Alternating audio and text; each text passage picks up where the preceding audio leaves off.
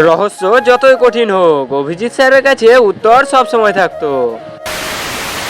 নমস্কার বন্ধুরা, আজ আমি কথা বলবো সিআইডি এর অন্যতম জনপ্রিয় অফিসার অভিজিৎ স্যারকে নিয়ে।